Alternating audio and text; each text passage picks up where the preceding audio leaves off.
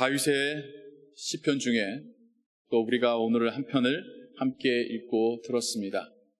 약 2주 전에 다윗의 시 15편을 우리가 함께 묵상하며 그 1절에서 주의 성산에 거할 자 누구입니까?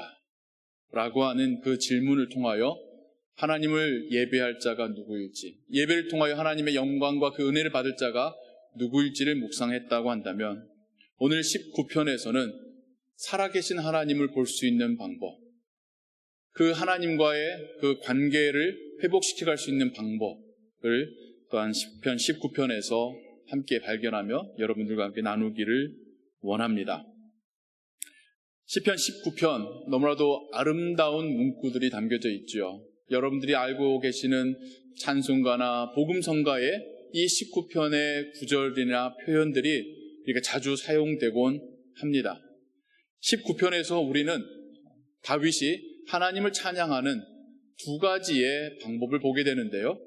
이 시의 전반부인 1절부터 6절까지 해서 다윗은 자연을 바라보며 하나님을 그곳에서 발견하고 있습니다.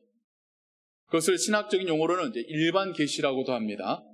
일반적으로 우리에게 모두에게 주어진 이 자연 세계, 혹은 또 다르게 표현하자면 또 우리의 삶, 이것들을 묵상할 때에 이것을 지으시고 운행해 가시는 특별한 존재, 우리가 볼 수 없으나 거룩한 존재가 계시다라는 것을 부인할 수 없는 일반 계시라고도 표현을 합니다.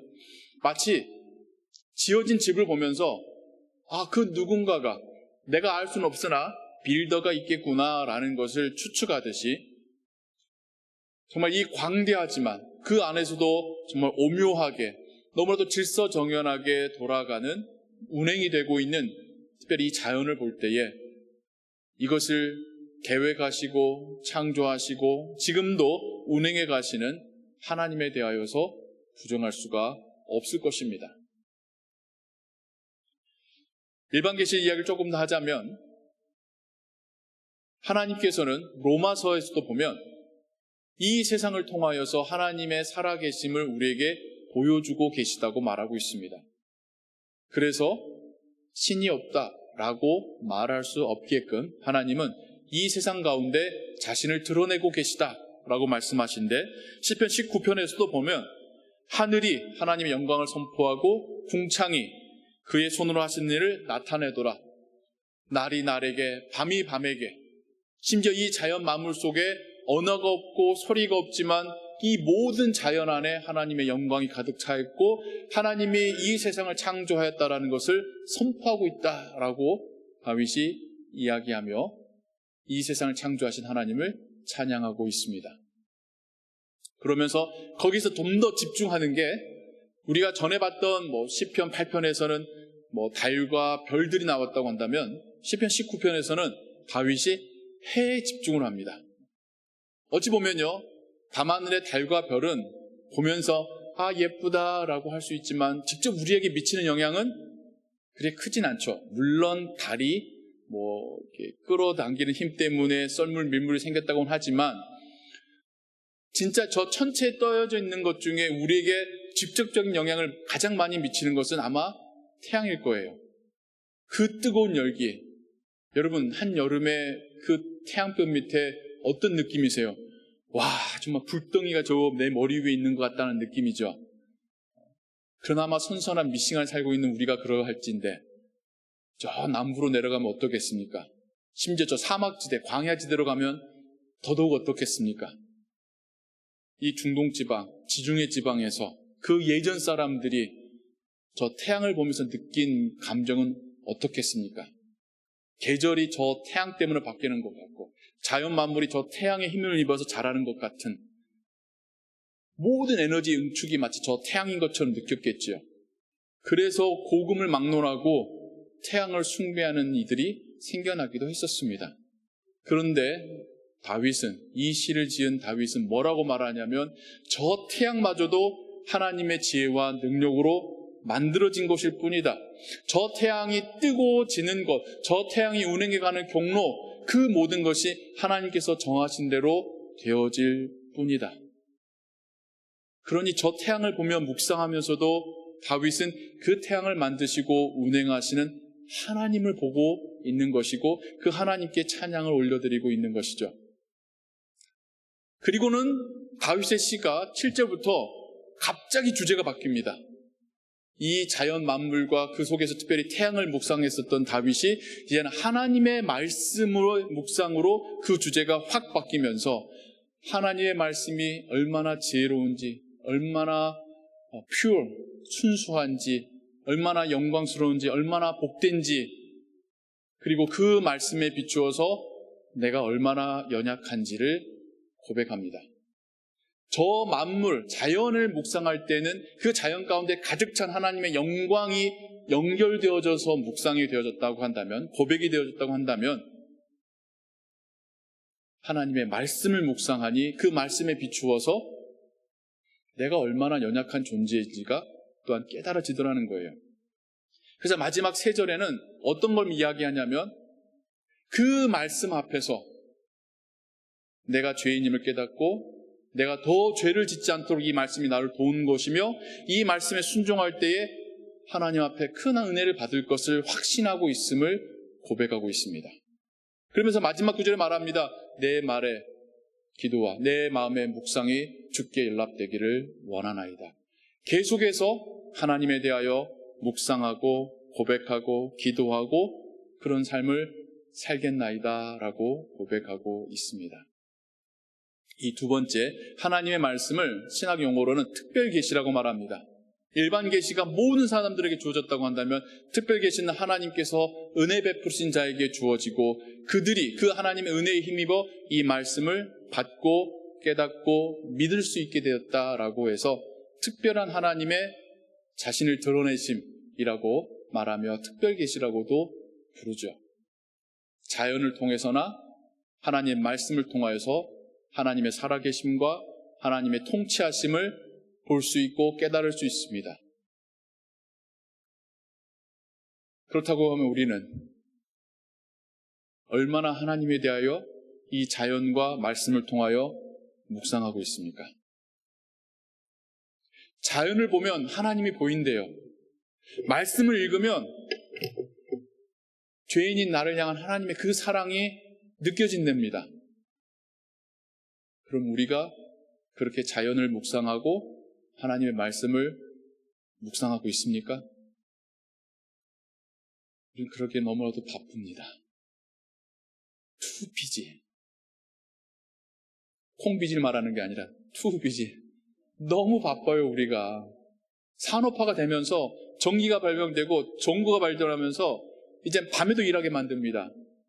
예전에는 아이들이 깜깜해지면 할 게 없어서 잠을 잤는데 이제는 디바이스가 있어가지고 부모님보다 더 늦게 자요. 애들은 또 얼마나 바쁩니까? 이민생활 하시는 여러분도 얼마나 바쁩니까? 우리가 살고 있는 이 땅이 자본주의 사회다 보니까 내가 일한 만큼 나의 시간이 돈으로 환산되고 있는 세상을 살다 보니까 얼마나 바쁩니까? 너무 바빠서 하나님을 묵상할 시간이 없습니다. 우리가 너무 바빠서 하나님의 은혜를 놓치고 하나님이 나의 삶을 인도해 가시는 것을 우리가 놓치며 살고 있습니다. 유튜브에서 보신 분도 있으실 텐데요. 지금으로부터 52년 전 1973년에 프린스턴 대학이라고 시작은 신학부로 시작했지만 이제는 아이비리그의 하나로 크게 성장한 유명한 대학이 있죠. 그 신학부에서 두 교수님이 한 사람 이름은 달리고 다른 사람 이름은 베슨이라는 사람인데 두 사람이 신학생들을 데리고 사회심리학적인 실험을 합니다. 신학생들과 함께 한 강의실에서 선한 사마리아인에 대한 이야기를 디스커션을 해요. 그래서 이 실험의 제목이 선한 사마리안 실험입니다. 정말 위기에 빠진 희생자를 도운 사람에 대하여 또 돕지 않고 또 도운 사람들의 직업이 이런 선한 행위와 어떤 관계가 있는지 한참 논의를 해요. 그리고는 그룹을 나누어서 다음 장소로 이동해서 여기서 디스커션 하는 것을 프리젠테이션하게 발표하게끔 시켜요. 근데 한 그룹은 촉박하게 시간을 줘가지고 빨리 가서 하게끔, 그러니까 이걸 제대로 준비할 시간도 촉박하게 시간을 주고요. 또 다른 그룹은 천천히 여유 있게 움직여서 이제 이 일을 할 수 있게끔 시간차를 둡니다. 그리고 그 가는 과정에 중간에 배우를 한 명 둬서 굉장히 힘든 상황에서 도움을 청하게끔 만들어요. 그러니까 선한 사마리아는 여기 갖다 놓은 거죠. 결과가 어땠을지 여러분 좀 예측이 되시죠? 바쁜 사람들은 신학생이고 방금 전까지 선한 사마리아인에 대해서 토의했던 그들은 10명 중에 9명이 그냥 지나쳐 가더래요. 10%만 그 사람에게 주의를 주고 그 사람을 돕더래요. 여유 있게 장소를 이동했던 사람들의 63%가 도움을 주더라는 거예요. 여전히 90%가 안 됐다는 게 아쉽지만 신학생들이었는데도 그래도 10대 63이라는 큰 차이를 두고 바쁜 사람과 바쁘지 않은 사람들의 반응의 차이가 생기더라는 거예요. 타인에 대한 선한 행위, 돕는 행위가 있어서 나의 시간적인 촉박함이 미치는 영향이라고 하는 그 결론이 이 실험의 최종 어떤 결론이었습니다. 신학생들도 그런데요. 우리도 너무 바쁘면 우리의 자신의 삶을 돌아볼 여지가 없지 않습니까? 내가 뭘 하고 살고 있는지, 내가 어떻게 살아야 되는지, 나의 삶 속에 하나님의 은혜가 어떻게 임하고 있는지, 나의 가족이 얼마나 소중한지, 나의 교우가 얼마나 귀한지, 혹시 그들 가운데 나의 위로와 도움이 필요한 사람은 없는지, 지금 힘들어하고 아파하는 이 세상의 사람들은 또 없는지, 이 세상에 지금 잘 돌아가고 있는지 묵상할 여유가 없잖아요. 내가 너무 바쁘면 하나님 창조하신 이 세계나 하나님이 우리를 부르시는 하나님의 나라를 묵상할 여유가 없잖아요.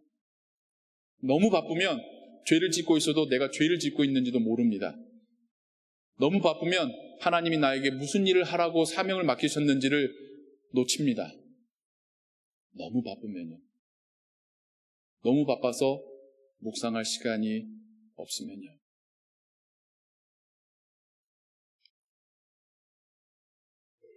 그럼 그렇게 생각하실 수 있겠죠. 내가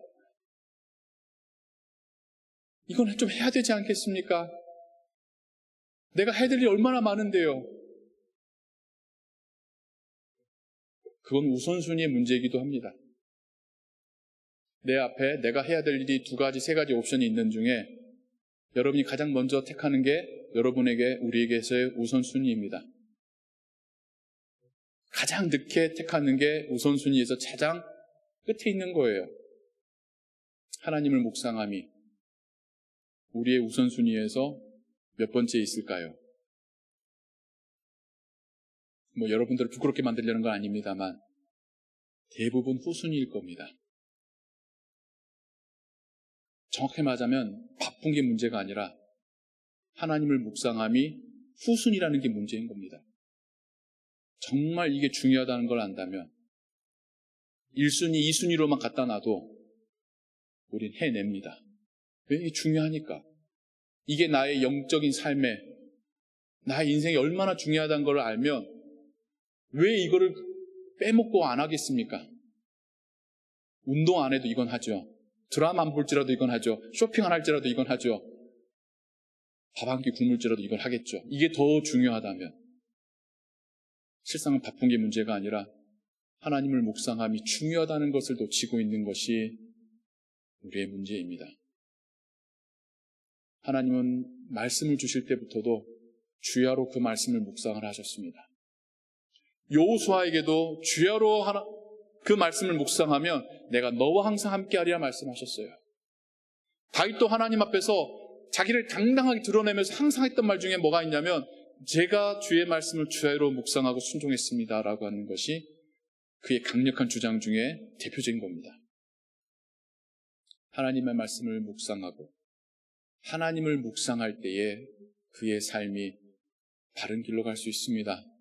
시편 1편을 떠올려 보십시오.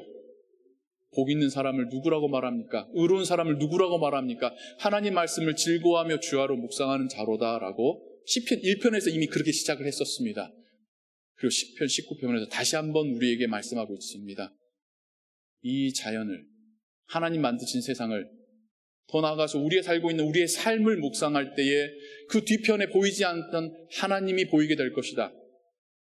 하나님이 직접 주신 그 말씀을 묵상할 때에 그 말씀의 거울에 비추어서 내가 얼마나 연약한 존재인지가 보이고, 그런 나를 향한 하나님의 은혜와 용서하심이 보이게 될 것이다. 묵상할 때야 비로소 하나님이 보이고 하나님이 고백이 되어집니다. 그래서 하나님께서 일주일에 하루는 꼭 쉬어라라고 말씀하신 거예요. 쉬는 날 안 주면 우리뿐만 아니라 그 고대인들도 바빠서 하나님을 묵상하지 않을 것이기에 하나님께서는 일주일에 한 번은 꼭 쉬어야 돼. 7년에 한 번은 꼭 쉬어야 돼. 50년에 1년은 완전히 쉬어야 돼 라고 우리에게 당부하신 것이죠. 묵상에 대해서 좀 더 생각을 해보고자 합니다. 이 자연을, 나의 삶을 묵상하며 그 뒤에 계신 하나님을 발견하는 참 좋은 방법이 뭐가 있을까요? 여러분들의 삶 경험 가운데 어떠할 때에 이 일반 계시를 통하여서 하나님을 만날 수가 있으셨습니까? 사람마다 다양하겠지만요, 저는 여행이었던 것 같아요. 바쁜 일상을 다 뒤로 하고 어딘가에 떠나버리면, 그러면 저절로 묵상이 돼요. 아, 세상이 이렇게 생겼구나. 아, 산이 저렇게 생겼구나. 아, 내가 이렇게 살아봤었구나. 삶과 이 만물에 대하여서 묵상이 됩니다. 그러면서 가족과의 관계든, 나의 인생에서의 나의 자세든, 목표든, 방향이든 다시 재설정이 되는 경험들을 하곤 했었어요. 하나님 말씀을 집중적으로 묵상할 때는 언제일까요? 아무래도 주일날 예배 시간이겠죠. 예배를 통하여서 하나님을 찬양하고 하나님께 기도하고 하나님 말씀 들을 때에 하나님의 말씀을 비추어서 하나님을 힘껏 묵상하는 시간이겠죠. 근데 여행도 그렇고 일주일의 예배도 그렇고 너무 뜸해요. 우리가 여행 매주 갈 수 있는 건 아니잖아요. 일주일의 예배도 거의 숨만 쉬게끔 하는 거 아닙니까? 심지어 그 예배도 바빠가지고 못 오실 때도 있고. 그런데 성경은 뭐라고 해요? 매일 낮과 밤으로 주야로 하나님을 묵상하고 그 말씀을 묵상하라고 하는데, 1년에 한두 번 있을 여행으로, 일주일에 한 번 있는 예배로 하나님에 대한 묵상이, 하나님께서 주신 그 은혜로 채워짐이 충분할까요? 그렇지 않죠. 우리는 매일의 삶 속에서 하나님을 묵상함을 우선순위에 두며 시간을 할애해야 합니다. 기회비용이란 말이 있어요. 두 가지 중에 내가 하나를 하게 되면 다른 하나를 하지 않게 되는 비용을 치른다는 의미예요. 내가 이걸 하면서 저걸 하면서 얻을 수 있는 이득을 포기한다는 뜻이에요. 하나님을 묵상하기 위해서는 비용을 지불해야 됩니다. 포기하는 것도 있어야 합니다. 다른 거 다 하고 아무것도 포기할 거 없을 때에 하려고 하니까 항상 하나님을 묵상함이 끝순위로 가는 거 아닙니까? 우리의 우선순위는 항상 그것만큼이나 그것보다 조금 덜 가치한 것을 뒤로 한 채 먼저 택하니까 우선순위 아니겠습니까? 우리 삶에서 하나님을 묵상하기 위해서는 대가 지불해야 합니다. 그거 하기 위해서 돈 버는 시간을 줄이시던, 밥 먹는 시간을 줄이시던, 잠자는 시간을 줄이시던, 그거 못 줄이시겠으면 드라마 보시는 시간을 줄이시던, 쇼핑하는 시간을 줄이시던, 줄일 수 있는 시간 분명히 있습니다. 아까워서 안 줄였던 것뿐이죠. 우리의 건강을 위해서 운동하시듯이 우리의 영적 건강을 위해서라도, 우리의 신앙의 건강을 위해서라도 묵상하는 시간을 가지시고 그 시간을 확보하기 위해서 다른 시간을 줄이십시오. 비용 지불을 하십시오. 그러할 때 내가 왜 살고 있는지, 내가 잘 살고 있는지, 내가 뭐가 부족한지, 내가 지금 회복하지 못한 관계가 뭐가 있는지, 하나님은 나를 어떻게 축복하고 계시는지, 그때에서야 보이게 되실 겁니다. 좀 더 구체적으로 자연이나 삶을 통하여 하나님 묵상하는 방법, 추천드리는 방법은 그냥 좀 걸어보세요. 우리가 너무 차가 발달해서 집에서 차 타고 다른 건물 갔다가 차 타고 집으로 오는, 내 발로 내 코로 공기를 마시면서 하나님 만드신 자연을 걸어보시는 것도 좋은 묵상의 방법이에요. 천주교에서뿐만 아니라 개신교에서도 prayer walk이라고 하는 걸으면서 기도하고 묵상하는 그러한 것도 practice도 추천하곤 합니다. 부부간에 아니면 혼자든 잠깐의 시간을 내어서 동네든 공원이든 잠깐 걸으시면서 삶에 대하여 묵상해 보시기 바랍니다. 또 시간을 내서 하루에 한 번이라도 하나님 말씀을 들어보시기 바라요. 꼭 성경 공부가 아니더라도 그냥 듣기만이라도 해보세요. 하나님이 예전에 이런 말씀 주셨구나. 그리고 지금은 이 말씀이 나에게 어떤 의미일까? 이 심플한 질문만 해보셔도 하나님 말씀을 묵상하는 시간으로 충분합니다. 일주일에 한 번 주일 예배 시간으로, 1년에 한두 번의 여행으로 하나님에 대한 묵상이 채워지리라 생각하지 마시고, 하나님은 매일같이 우리를 만나길 원하시고 매일같이 우리를 보여주시길 원하시는 그 하나님 앞에서 하나님을 만날 시간을 여러분 만들어내시기 바랍니다. 그러할 때에 나의 삶이 주의 은혜로 채워지고 있음을, 나의 걸음을 하나님이 인도하고 보호하고 계심을 발견하게 되시고 고백하게 되실 줄로 믿습니다. 영어 단어 중에 resilience가 있어요. 이게 뭐냐면 탄력 회복성이라고 한국말로 번역이 되는데, 힘든 일이, 어려운 일이, 스트레스가 왔을 때 견뎌낼 수 있는 여력입니다. 하나님을 묵상하며 하나님과의 관계가 회복되어져 있는 사람은 다른 일로부터 오는 이 어려움과 스트레스를 이겨낼 수 있는 힘 또한 주어질 줄로 믿습니다. 그게 우리의 영적 건강이지 않겠습니까?